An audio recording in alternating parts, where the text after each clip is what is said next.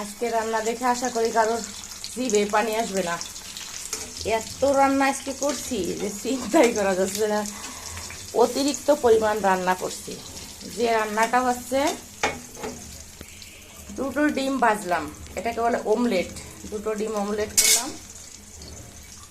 আর লাবড়া তরকারি আছে, মানে পাঁচমিশালি 7-8 রকমের তরকারি দিয়ে সবজি, ওটা আছে। কালকে পুজোর তরকারি। আর হচ্ছে উস্তে ভাতের ভিতর দিয়ে রাখি সিদ্ধ, শুধু মাখাবো।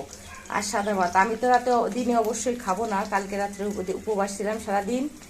সকাল 12টায় অল্প একটু খাইছি। আমার এখন শরীর ভালো লাগতেছে না, তো যেহেতু ভালো লাগতেছে না, পেটের মধ্যেও ভালো লাগতেছে না, উপোস থাকলে পরের দিন খুবই সমস্যা হয়। তো আমি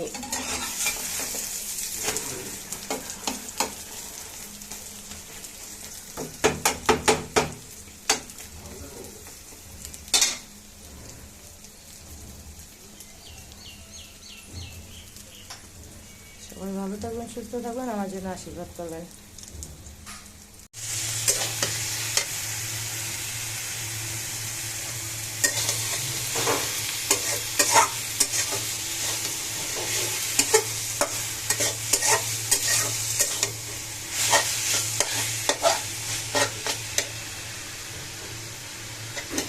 হ্যালো বন্ধুরা, আজকে রান্না নিয়ে তো আবার চলে আসলাম। দেখেন আজকে রান্না কি, শাক ভাজি।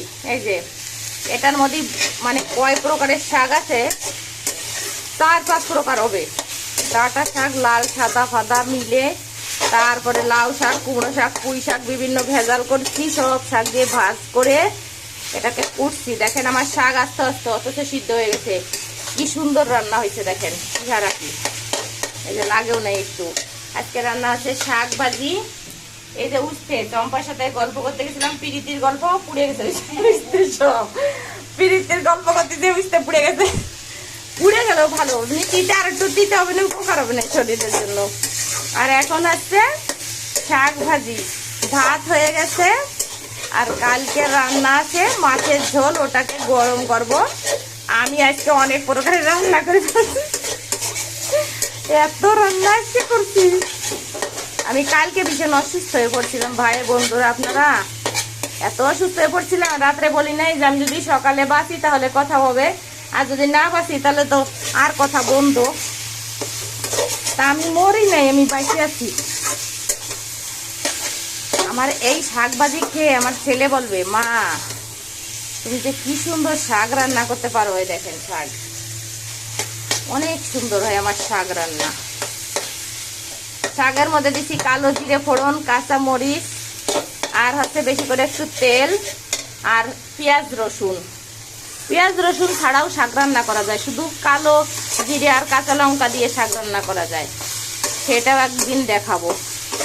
আমি তো প্রতিদিন কি কি রান্না করি ওটা দেখাই, আমরা কি খাই সেটা দেখাই। তাছাড়া তো আমি রান্না দেখাই এটা কোনো তো না। আর আপনাদের সাথে আমি গল্প করে সময় কাটাই।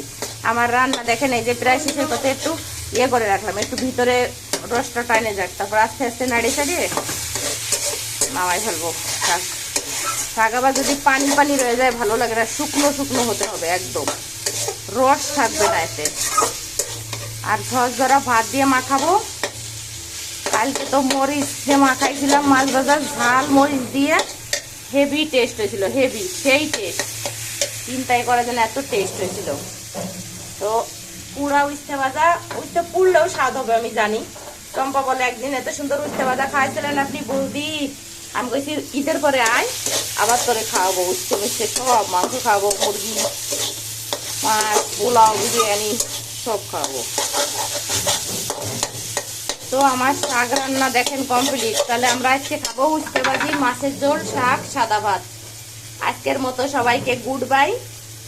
আমি সুস্থ আছি, ভালো আছি। পরশুদিন ভীষণ অসুস্থ হয়ে পড়ছিলাম, এখন আমি ভালো আছি, অনেক ভালো আছি। সবাইকে ঈদ মুবারক। কালকে ঈদ আছে, কালকে আমি রান্না করবো হচ্ছে সাদা পোলাও ঘি দিয়ে, মানে নর্মাল পোলাও, একদম নর্মাল, কোনো মশলা ফসলা তো হবে না। আর হচ্ছে চিকেন ঝাল ঝাল ঝাল ঝাল করে রান্না করব। আর বেগুন ভাজা করব। আর হচ্ছে বাগাটের দই এনে রাখছি, আরও 2 দিন আগে ফ্রিজে, একদম চাকার মতো হয়ে আছে। দই কেটে কেটে পোলাও দিয়ে খাবো। আপনাদের যেন আবার লোভ লেগে না যায় সবার। আমি তো দই ভীষণ ভালোবাসি, সব থেকে প্রিয় খাবার হচ্ছে আমার দই। দই, শাক ভাজা আর হচ্ছে ডাল আমার প্রিয় খাবার। আর খাসির মাংস, খাসির মাংসের কেজি হয়ে গেছে 1200-1500, তো খাইতে পারি না বাবা, এত দাম, চিন্তাই করা যায় না। তা আপনারা কি কি খাবেন আমাদের বলেন, ঈদের দিন আপনারা কি কি খাবেন সেগুলো একটু জানায়েন, জানালে খুশি হবো যে আপনারা এইগুলো খাচ্ছেন। ও আর একটা কথা ভুলে গেছি, আমি পায়েস রান্না করবো বলে 4 কেজি দুধ এনে রাখছি, পায়েস করব আর সেমাই করব। সেমাই আনছি, সেমাইকে দুধ দিয়ে, গাঢ় দুধ দিয়ে প্রথম রান্না করে তারপরে গুঁড়ো দুধ দেবো, তারপরে তার ভিতর কিশমিশ দেবো, দিয়ে স্পেশাল করে রান্না করব। সেমাই, পায়েস, পোলাও, ঝাল মাংস। কালকে আমি দেখাবো না কিচ্ছুই, তার কারণ কি, দেখানো অনেক কষ্ট। আপনারা সকলে ভালো থাকবেন, সুস্থ থাকবেন, আমার চ্যানেলের পাশে থাকবেন, কমেন্ট করে আমাকে একটু এগিয়ে নিয়ে যাবেন, আর আমার ইউটিউব চ্যানেলটাকে সাবস্ক্রাইব করে দিতে ভুলবেন না। সবাইকে ধন্যবাদ, আবারও ঈদ মোবারক।